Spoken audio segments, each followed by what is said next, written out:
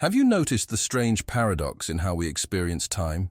We're told life is short, that our days pass quickly, that we must hurry to accomplish what matters before the end. And yet, how often do we find ourselves impatiently waiting for time to pass, wishing away the present moment in anticipation of some future that, when it arrives, we'll likely also fail to fully inhabit? We rush through Monday longing for Friday, through winter awaiting summer, through youth anticipating achievement, through middle age looking toward retirement, always projecting ourselves forward, rarely fully present where we actually exist, in the now. This contradiction becomes even more curious when we consider our relationship with eternity. We yearn for endless time, for existence that transcends our brief lifespan, and yet how rarely do we fully occupy even the finite moments we're actually given. We dream of forever while barely experiencing the now. It's as if we're standing at the shore of an infinite ocean, desperately thirsty, but unable to bend down to drink the water at our feet.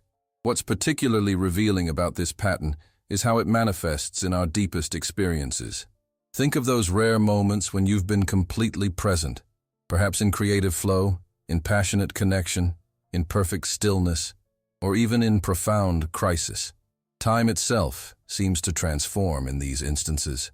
It doesn't merely slow down, it acquires a strange depth, as if that single moment were somehow more real, more saturated with existence, than the countless others that slip by barely noticed. These experiences hint at something extraordinary, that our perception of time isn't merely subjective distortion, but a glimpse into time's actual nature, that there might be more reality in one fully inhabited moment than in years lived on autopilot. Consider also how we evaluate life in retrospect. When we look back, we don't measure the value of our experience by its duration, but by its intensity. A single day of profound engagement often means more to us than months of routine existence. A brief period of transformative love can outweigh years of comfortable but dispassionate relationship. A moment of perfect clarity might influence us more deeply than decades of conventional thinking. It's as if some intuitive wisdom recognizes that the significance of life isn't determined by how long we live, but by how fully we inhabit the time we have. This insight becomes even more profound when we consider the curious experience of memory. Have you noticed how certain moments seem to preserve themselves with extraordinary vividness, while entire periods of our lives fade into indistinct blur? The 3 years you followed the same commute to a job you disliked might occupy less space in memory than 5 minutes of unexpected joy or revelation. It's almost as if time itself knows which moments we actually showed up for, which instants we fully inhabited rather than merely passed through. These observations point toward a radical possibility. What if eternity isn't endless duration but absolute intensity? What if the distinction between the temporal and the eternal isn't quantitative, but qualitative, not a matter of how long something lasts, but of how completely it exists? What if the present moment, when experienced with total presence, already contains the very eternity we project into some distant beyond? This isn't mystical speculation, but a fundamental reconsideration of time's nature, one that emerged from the thinking of a philosopher who looked beyond conventional metaphysics to discover a profound truth hiding in plain sight. A thinker who recognized that our fixation on infinite duration might be distracting us from the only eternity we can actually experience, the sacred now. A man who challenged us to stop postponing life to some imagined future and instead pour ourselves completely into the present moment. Not because it's all we have, but because when fully inhabited, it's all we need. Have you ever considered that your occasional experiences of complete presence might not be temporary departures from ordinary time, but glimpses into time's deepest nature? That in those rare moments of absolute intensity, you might be touching eternity, not as endless extension, but as infinite depth within the now. There's a curious inconsistency in how we understand time that becomes apparent when we examine it closely. We divide time into past, present, and future, but this neat categorization conceals a profound anomaly. The present moment, the only dimension of time in which we actually exist, seems paradoxically to have no duration at all. The past is gone, the future hasn't arrived, and the present, when we try to grasp it, instantly transforms into past. As Augustine observed 16 centuries ago, if the present were always present and never flowed away into the past, it would not be time at all, but eternity. This creates a strange situation. We live our entire existence in a dimension of time that, according to our conventional understanding, doesn't properly exist. A vanishing point between past and future that can never be captured or contained. The more closely we try to examine the present moment, the more it seems to dissolve between our fingers. And yet, paradoxically, this elusive now is the only place where life is actually lived. The past exists only as memory, the future only as anticipation, but experience itself, the raw fact of being alive, happens exclusively in the present that our conceptual frameworks can't adequately grasp. This anomaly becomes even more striking when we consider how differently we experience the passage of time in various states of consciousness. In ordinary waking awareness, especially when engaged in routine activities or waiting impatiently, time often seems to crawl. Yet later, looking back, these same periods appear to have passed quickly, leaving little impression on memory. Conversely, in states of complete absorption, whether in creative work, intimate connection, or meditative awareness, time subjectively expands, seeming to slow down or even stop. Yet paradoxically, hours can pass that feel like minutes.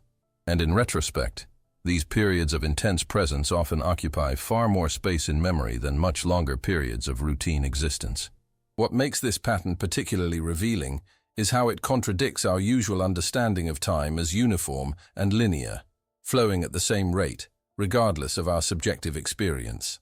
The evidence of our direct experience suggests something different, that time possesses a strange elasticity, expanding or contracting, not just in our perception, but in its actual density or intensity. Some moments seem to contain more reality, more being than others, as if existence itself were unevenly distributed across the temporal landscape. This insight finds unexpected validation in modern physics, which has progressively abandoned the notion of time as an absolute independent dimension.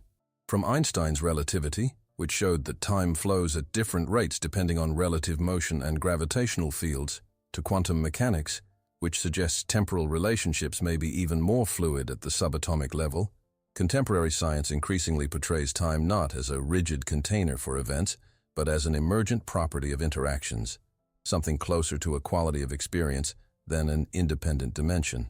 What these scientific developments suggest, alongside our direct experience of time's elasticity, is the possibility of a profound reframing. What if the present moment isn't a vanishing point between past and future, but the only dimension of time that truly exists? What if past and future are merely conceptual constructs, useful for practical purposes, but lacking the ontological reality of the now? And most radically, what if this present, when experienced with complete presence, isn't merely a fleeting instant but opens onto a dimension of depth that transcends ordinary temporality altogether? This perspective would resolve the paradox of our existence in the vanishing present. The now wouldn't be an infinitesimal point between past and future, but the very substance of reality, a dimension that, when fully inhabited, reveals itself not as temporary, but as eternal. Not eternal in the sense of endless duration, but in the sense of containing a quality of being that transcends the usual constraints of temporal succession. This anomalous understanding of time emerged from the thinking of a philosopher who recognized that our conventional temporal frameworks might be fundamentally misleading. He saw that our obsession with past and future, with memory and anticipation, regret and expectation, might be distracting us from the only dimension of time that isn't merely conceptual, the living present. And most radically, he suggested that this present, when experienced with sufficient intensity, might reveal itself as the very eternity we've been projecting into some imagined beyond. Have you noticed in your own experience how time seems to possess different qualities in different states of consciousness? How some moments seem to contain more reality than others? How periods of intense presence often feel simultaneously timeless and more real than ordinary existence? Could these experiences be revealing something fundamental about time's actual nature? The year is 1881. In the Swiss alpine village of Sils Maria, a solitary figure walks beside Lake Silva Plana. He is 37 years old, Plagued by chronic health problems, crippling migraines, severe digestive distress, partial blindness, that have forced him to abandon his academic career and live a nomadic existence, moving between modest boarding houses in search of climates that might alleviate his suffering. His published works have been largely ignored or misunderstood. By conventional measures, this is a man experiencing significant failure, physical, professional, personal. This is Friedrich Nietzsche, and it's during these summer walks in the mountains that he will experience what he later describes as the most fundamental conception of his philosophy, an insight so profound that he records the precise moment of its arrival. 6,000 feet beyond man and time. This isn't poetic exaggeration, but precise description of a transformative realization about the nature of time and eternity that would reshape his entire philosophical vision.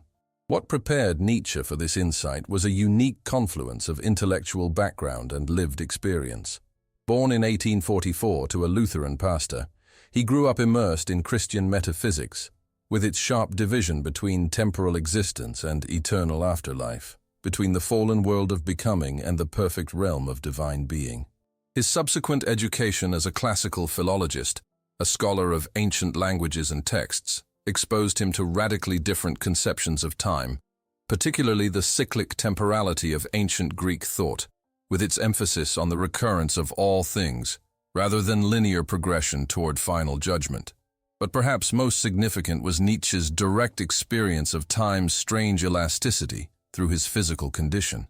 His chronic illness meant that he lived in perpetual awareness of his bodily existence, without the luxury of taking health for granted. Pain has a peculiar way of intensifying presence, of forcing consciousness into the now, rather than allowing it to drift into past regret or future anticipation. As he would later write, "I have given my pain 100 different names, for pain is the most potent educational tool for spirit." Under its iron-like pressure, we become our own dream interpreters, our own visionaries. This combination of traditional religious education, classical scholarship, and intensified bodily awareness created the conditions for Nietzsche's breakthrough insight. Walking by the lake that summer day, he experienced what he would later call the thought of thoughts, a radical reframing of eternity, not as endless duration or timeless perfection, but as the potential depth dimension of each present moment when experienced with complete affirmation. This insight found its expression in the concept that would become central to his mature philosophy, the eternal return. Often misunderstood as a cosmological theory about time's literal recurrence, Nietzsche's deeper insight concerned how we relate to the present moment. The thought experiment he proposed, what if you had to live this exact life, with every detail unchanged, infinite times, wasn't primarily about time's circular nature, but about the quality of our engagement with now. Could you affirm each moment so completely that you would will its eternal recurrence? Could you inhabit the present with such intensity that the question of its duration becomes secondary to its depth? In his personal notebooks from this period, Nietzsche articulates what makes this insight so revolutionary. The value of life lies not in the duration, but in the moment of self-transcendent feeling. The instants with which this feeling is concerned are of a timeless kind. They are eternities within time itself. This isn't mystical obscurantism, but precise phenomenological observation. Certain qualities of experience transcend ordinary temporality, not by existing outside time, but by revealing a dimension of depth within the present that our conventional frameworks fail to recognize. What distinguished Nietzsche's understanding from traditional religious conceptions wasn't the rejection of eternity, but its relocation from a transcendent realm beyond time to the immanent possibility of the fully inhabited now. This wasn't denial of the eternal, but its reclamation from abstract metaphysics for lived experience. As he would later express through Zarathustra, to redeem those who lived in the past and to recreate all it was into a "thus I willed it," that alone should I call redemption. This perspective emerged not from abstract theorizing, but from Nietzsche's direct encounter with existence in its most intense forms, both the ecstasy of creative inspiration and the agony of physical suffering. These experiences revealed to him that the present moment, when fully inhabited, possesses a quality that transcends ordinary temporality, not by escaping time but by touching its deepest dimension, where each instant opens onto eternity, not as endless extension, but as absolute intensity. Have you experienced moments when time seemed to transform, not merely slowing down or speeding up, but acquiring a strange depth that felt simultaneously immediate and eternal? Have you noticed how these experiences often occur precisely when you're most fully present, whether through joy, crisis, creative absorption, or meditative awareness? Nietzsche's investigation into the sacred nature of the present moment began with a simple but profound observation. Our conventional understanding of time contradicts our actual experience of it. Through careful phenomenological analysis, the direct examination of consciousness as it encounters the world, he recognized that while we conceptualize time as divided into past, present, and future, we only ever directly experience the now. The past exists solely as present memory. The future exists only as present anticipation. All experience, without exception, occurs within the dimension of the present. This insight led Nietzsche to a radical hypothesis. What if the present isn't merely one of three temporal dimensions, but the only dimension that truly exists? What if past and future are useful conceptual constructs, but lack the ontological reality of the now? In Untimely Meditations, he explores this perspective. Consider the cattle, grazing as they pass you by. They do not know what is meant by yesterday or today. They leap about, eat, rest, digest, leap about again. And so from day to day, the human being, by contrast, resists the great and ever greater weight of the past. This wasn't criticism of human temporality, but recognition of how our conceptual frameworks often distance us from direct experience of the present. To test this hypothesis, Nietzsche examined states of consciousness where temporal experience is radically altered. In The Birth of Tragedy, he analyzes the Dionysian experience, named after the Greek god of ecstatic states, where ordinary time consciousness dissolves. Under the charm of the Dionysian, not only is the union between man and man reaffirmed, but nature, which has become alienated, hostile, or subjugated, celebrates once more her reconciliation with her lost son, man. These states, whether induced through ritual, art, or other forms of intense engagement, reveal a dimension of experience where the usual barriers between past, present, and future temporarily dissolve. Similar evidence appeared in Nietzsche's analysis of artistic creation. In Human, All Too Human, he explores how the creative state involves a transformation of temporal awareness. The imagination of the good artist or thinker produces continuously good, mediocre, and bad things, but his judgment, trained and sharpened to a fine point, rejects, selects, connects. All great artists and thinkers are great workers, indefatigable not only in inventing but also in rejecting, sifting, transforming, ordering. This creative process doesn't occur in abstract time, but in moments of intense presence, where past influences and future possibilities converge in the now. Perhaps the most compelling evidence came from Nietzsche's examination of life's most significant experiences. In The Gay Science, he observes how love, danger, profound insight, and other forms of intense engagement generate a peculiar temporal quality. What then is truth? A mobile army of metaphors, metonyms, and anthropomorphisms. Truths are illusions about which one has forgotten that this is what they are. This isn't relativistic dismissal of truth, but recognition that our most profound understandings emerge not from abstract contemplation of past or future, but from moments of such intense presence that conventional temporal frameworks temporarily dissolve. Nietzsche's personal notebooks reveal how directly this insight emerged from his own experience. During periods of health crisis, he observed that intense pain created a strange temporal condensation. Moments that seemed interminable while experienced yet afterward appeared to have contained a peculiar form of eternity. Similarly, in states of creative inspiration, he documented how ordinary time consciousness would transform, hours passing unnoticed while the present moment seemed to expand infinitely inward. These weren't subjective distortions, but glimpses of time's actual structure. The way the present, when fully inhabited, reveals a dimension of depth that transcends linear succession. This experiential evidence led Nietzsche to formulate his concept of the great noon, or great noontide, a state of consciousness where the present moment is experienced with such intensity that it reveals its eternal dimension. In Thus Spoke Zarathustra, he expresses this through his prophet's declaration. I am of today and before, but something is in me that is of tomorrow and the day after tomorrow and time to come.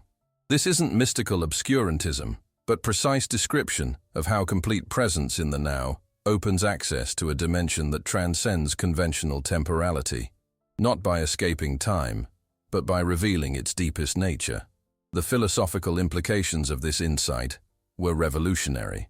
If the present moment, when fully inhabited, reveals an eternal dimension, then eternity isn't elsewhere, not in a transcendent realm beyond time, not in endless future duration, but in the depth dimension of the now itself. This perspective didn't abolish eternity, but relocated it from abstract metaphysics to lived experience, from something projected into a distant beyond to something directly accessible through the quality of our engagement with the present. Have you noticed in your own experience how states of complete presence, whether in creative flow, loving connection, meditative awareness, or even crisis response, seem to access a dimension of time that's qualitatively different from ordinary duration?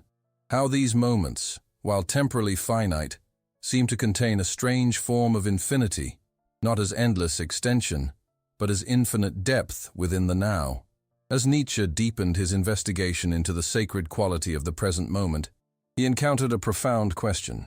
If the now, when fully inhabited, truly contains an eternal dimension, why do we experience it so rarely?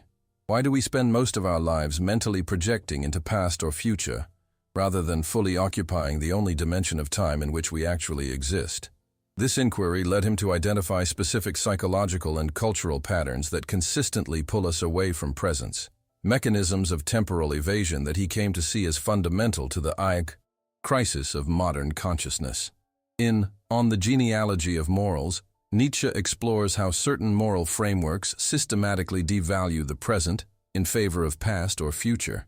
He analyzes how resentment, a psychological state of hostility toward life's conditions, leads to the creation of values that place true fulfillment either in a lost golden age, past, or in eventual reward or compensation, future. The slave revolt in morality begins when resentment itself becomes creative and gives birth to values. While every noble morality develops from a triumphant affirmation of itself, slave morality from the outset says no to what is outside, what is different, what is not itself, and this no is its creative deed. This no fundamentally rejects the present moment, seeking validation either in imagined past or projected future. This insight led Nietzsche to recognize how specific cultural forms institutionalize this temporal evasion. In The Antichrist, he examines how Christianity, with its emphasis on sin, past, and salvation, future, systematically directs consciousness away from the now. Christianity was from the beginning, essentially and fundamentally, life's nausea and disgust with life, merely concealed behind, masked by, dressed up as, faith in another, or better life. This wasn't merely criticism of a particular religion, but recognition of how metaphysical frameworks that place true value outside present experience inevitably diminish our capacity to inhabit the now. The pattern appeared in secular forms as well. In Human, All Too Human, Nietzsche analyzes how modern work culture, with its emphasis on future reward, creates a similar temporal displacement. The future cast its shadow back, and as the children of the workers seemed predestined to the same toil as their fathers, it was easy to see in the workers' fate something like the hereditary slaves, which no longer aroused indignation. The promise of eventual retirement or reward creates a life lived in anticipation, continuously sacrificing present experience for projected future that, when it arrives, often finds us too habituated to absence from the now to fully inhabit it. Even philosophy itself, Nietzsche discovered, typically reinforced this temporal evasion. In Twilight of the Idols, he critiques how traditional metaphysics, with its emphasis on unchanging truths beyond transient appearance, devalues direct experience in favor of abstract concepts. We have abolished the real world, What world is left? The apparent world, perhaps. But no! Along with the real world, we have also abolished the apparent world. This isn't nihilistic denial of truth, but recognition that philosophical frameworks, centered on timeless abstractions, often distance us from the living present, where truth is directly encountered. What makes these patterns particularly powerful is how they become internalized in our psychology. In Thus Spoke Zarathustra, Nietzsche explores how the spirit of gravity, an orientation toward life characterized by seriousness, purpose, and meaning-seeking, pulls us away from full presence.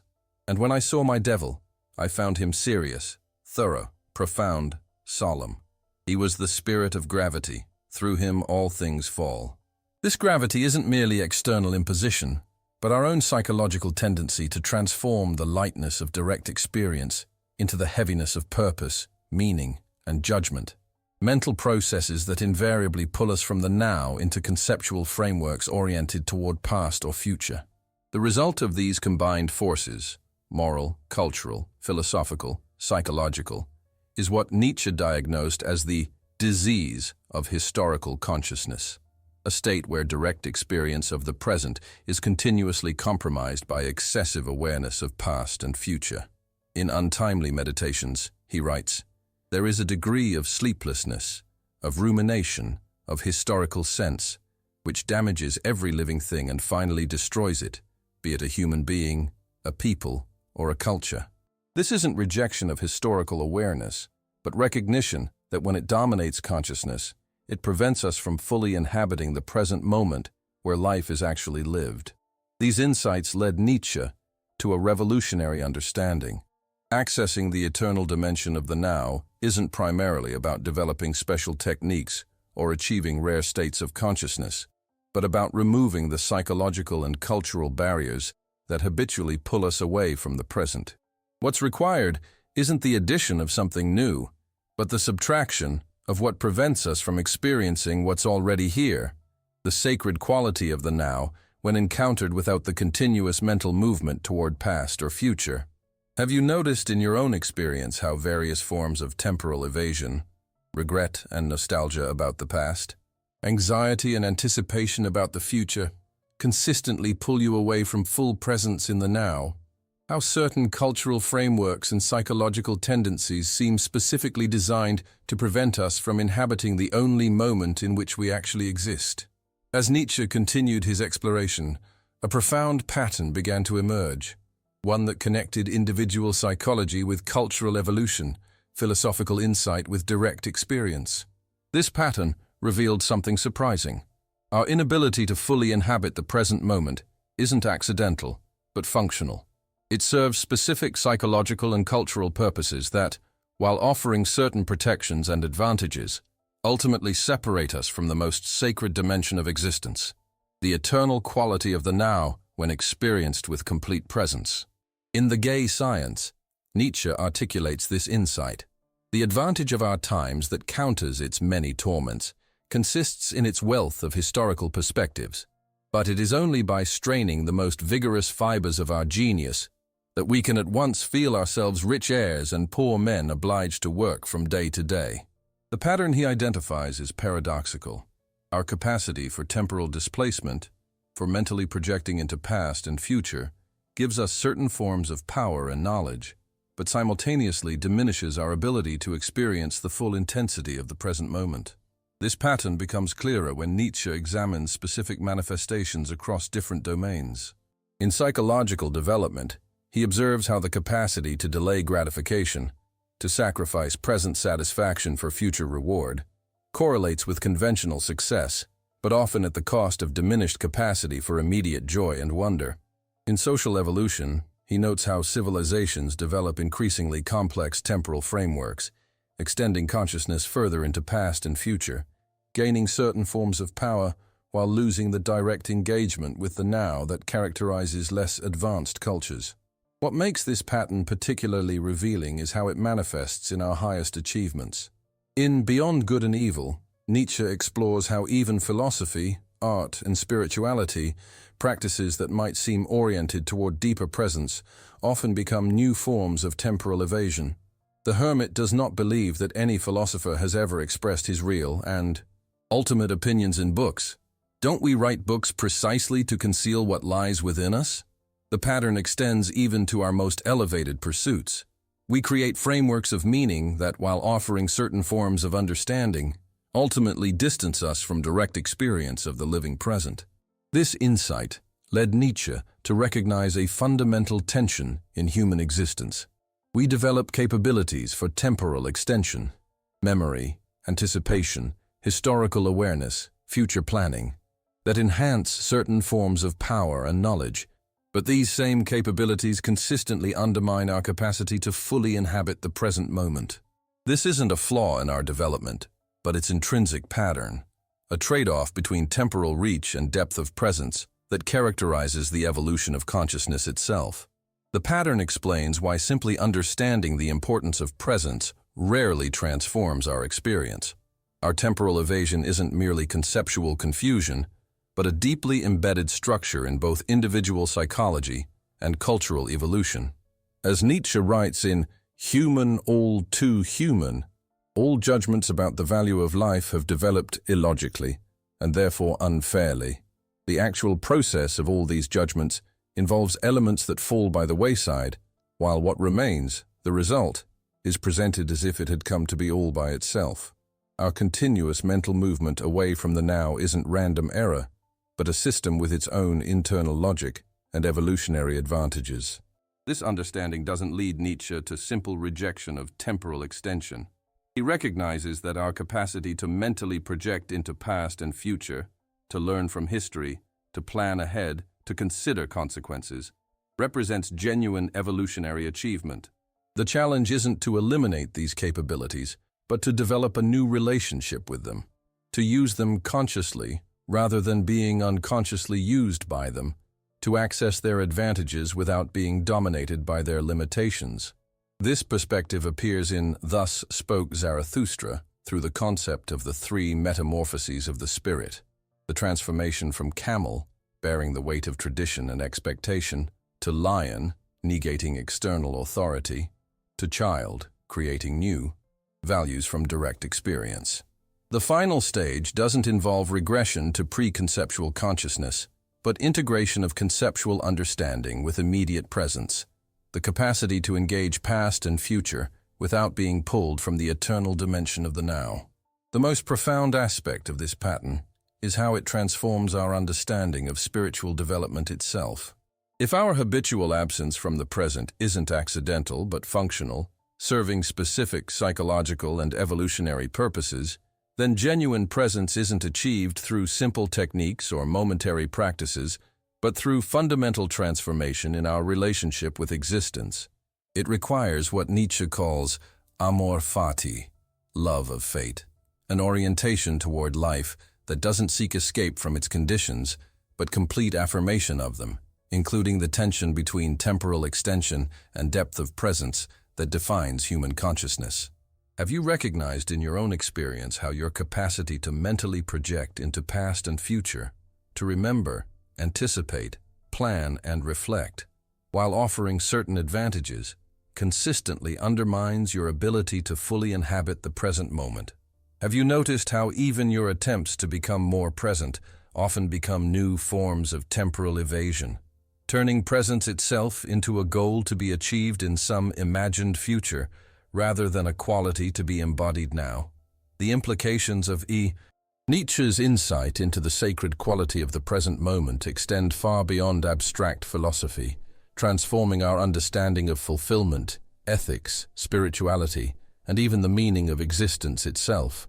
If he's right that eternity isn't endless duration, but the depth dimension of the fully inhabited now, then many of our fundamental assumptions about life's purpose and value require radical reconsideration. First, this perspective revolutionizes our understanding of fulfillment. Traditional frameworks typically locate human satisfaction either in achieving future goals or in conforming to established values, both orientations that direct consciousness away from the present. But if the now, when fully experienced, contains an eternal dimension, then authentic fulfillment wouldn't be found in what we might eventually attain or become, but in the quality of our presence within each moment.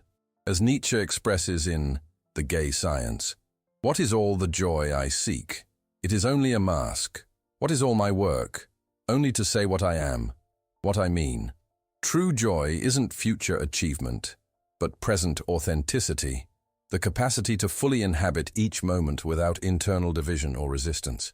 This reframing resolves the paradox many experience between achievement and satisfaction. We often notice that reaching goals provides less fulfillment than anticipated, while the process of striving can generate deeper meaning than its completion. From Nietzsche's perspective, this isn't psychological quirk, but reflection of existence's actual structure. We find greatest satisfaction not in arriving at some imagined destination, but in moments of complete engagement along the way.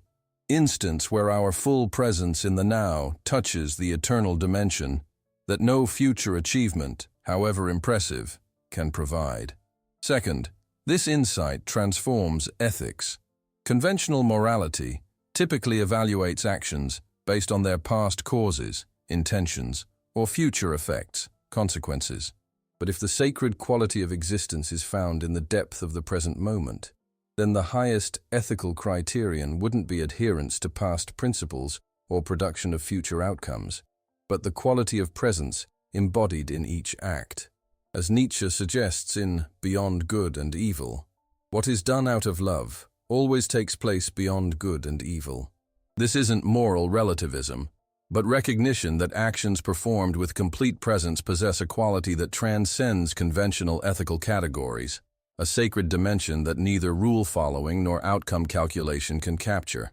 This ethical perspective appears in Nietzsche's concept of the will to power, often misunderstood as mere domination but actually referring to the creative force that continuously generates new possibilities from the present moment.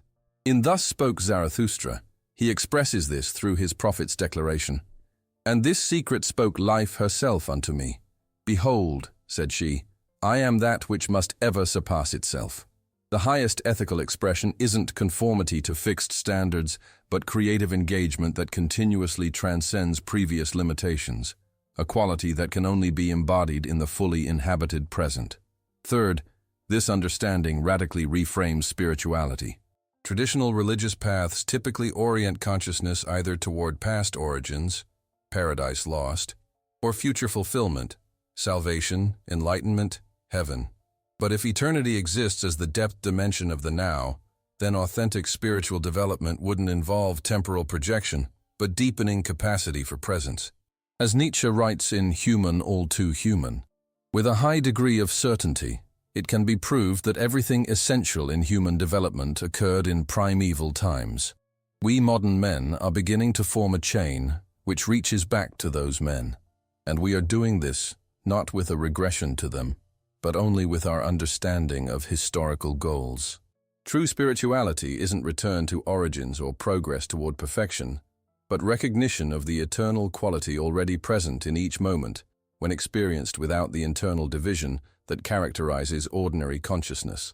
This spiritual perspective finds expression in Nietzsche's concept of the eternal return, his thought experiment asking whether you could affirm each moment so completely that you would will its infinite recurrence.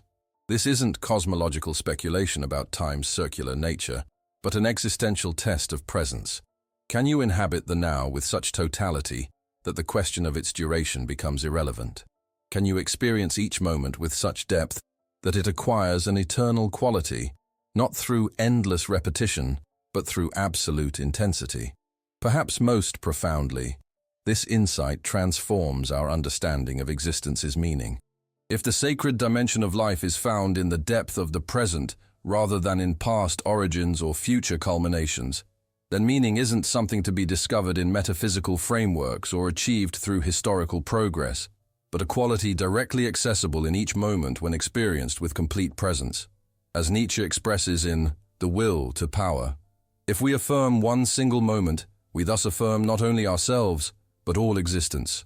This isn't subjective projection of meaning onto meaningless existence, but recognition that meaning is intrinsic to the present moment when encountered in its full depth, when experienced not as fleeting instant between past and future, but as gateway to the eternal dimension that exists within time itself.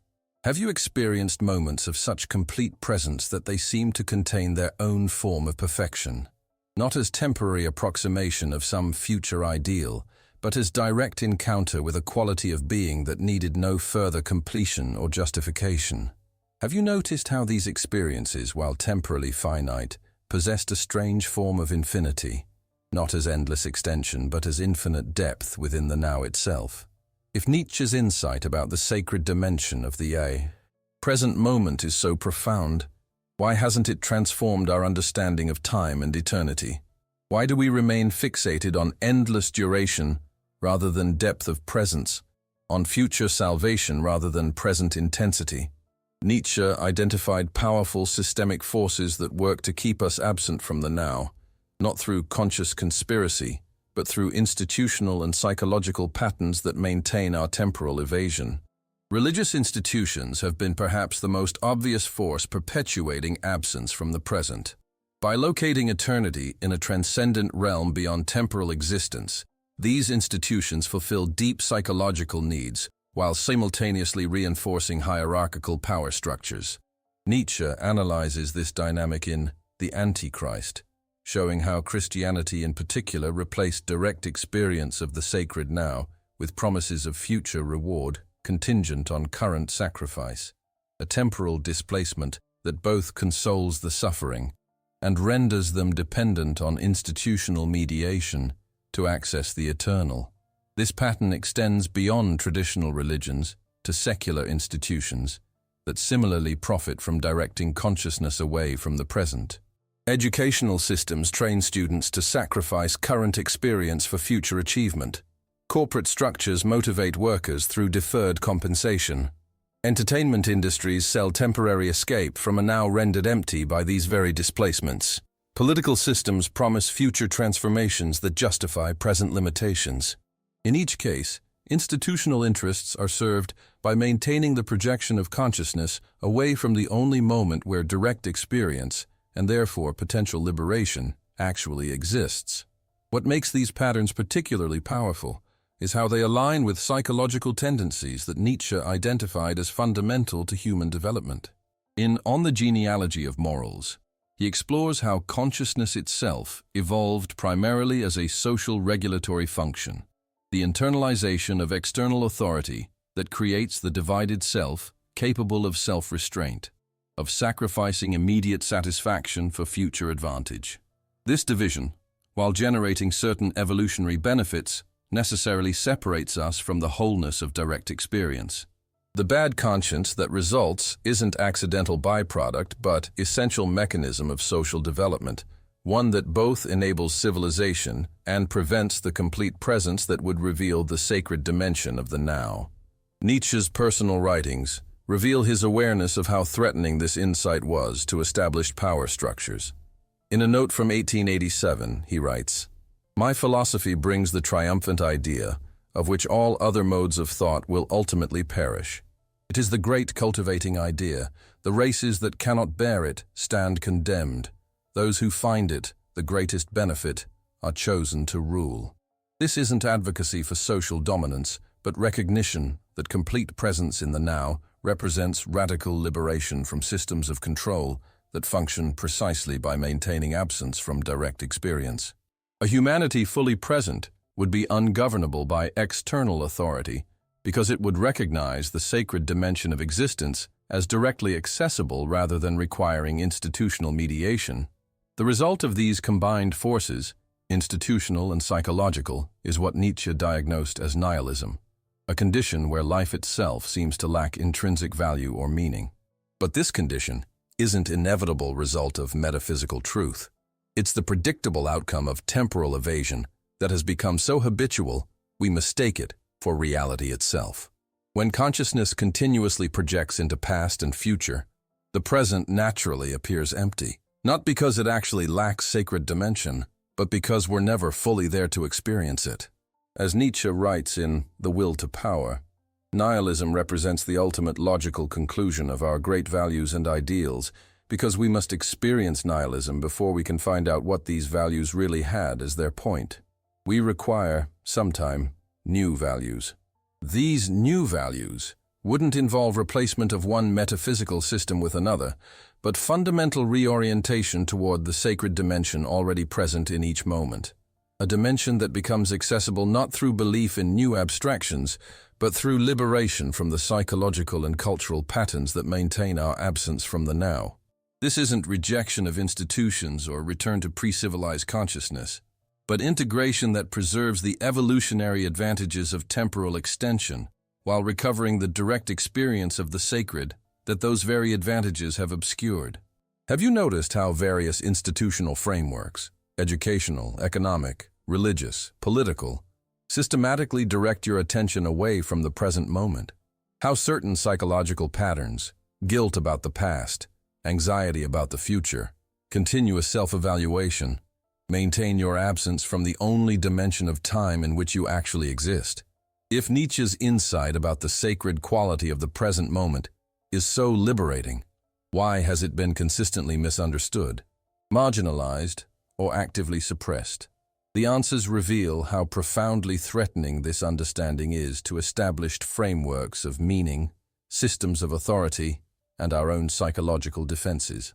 First, Nietzsche's vision fundamentally threatens traditional religious and metaphysical systems.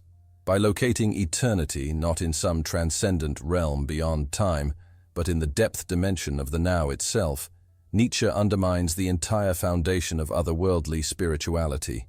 The promise of future salvation or enlightenment has been religion's most powerful consolation and control mechanism.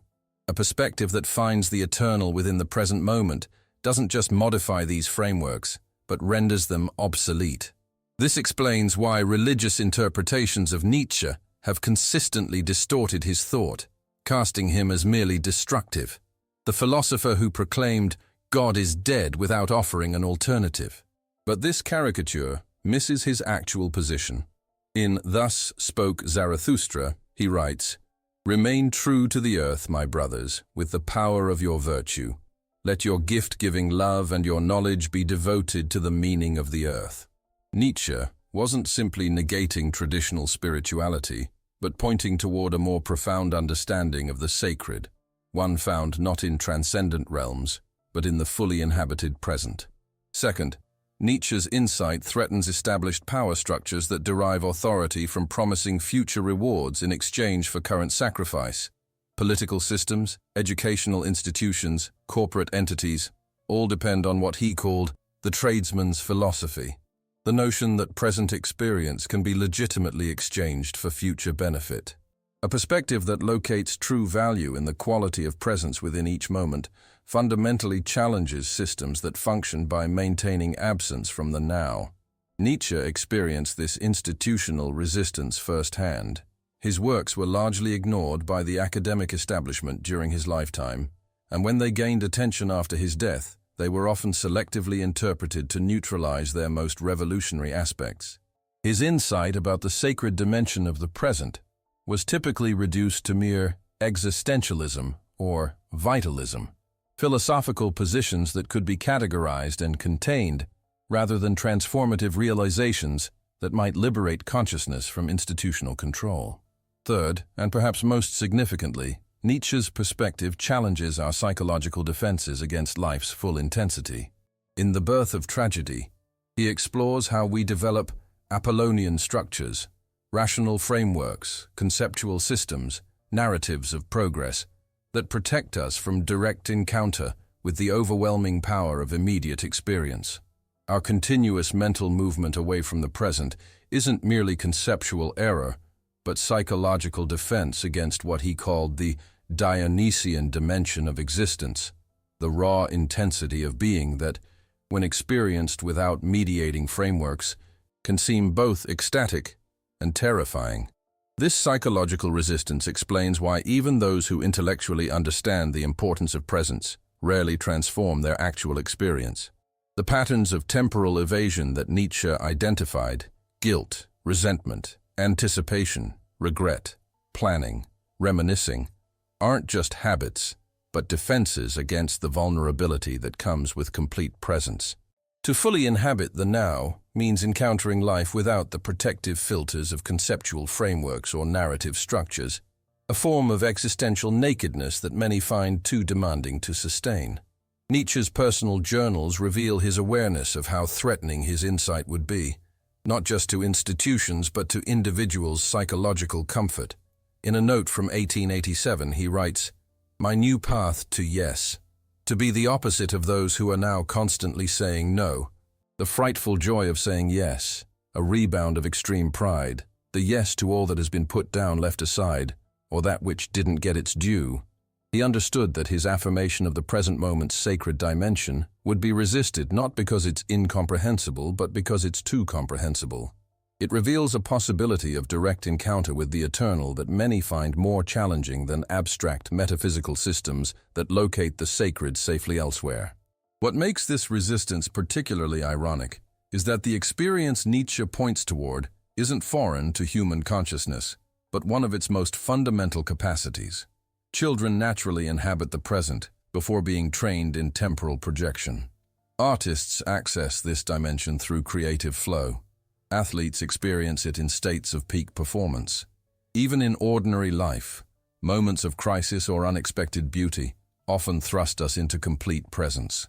The sacred dimension of the now isn't esoteric achievement but our natural state, one we're systematically trained to abandon through psychological and cultural patterns that, while serving certain functions, ultimately separate us from the most profound dimension of existence. Have you noticed how difficult it is to remain fully present even when you intellectually understand its importance? How various psychological defenses, conceptualization, narrativization, self-reflection, evaluation, continuously pull you from direct experience? How these patterns function, not just as mental habits, but as protections against the vulnerability and intensity that come with complete presence in the now.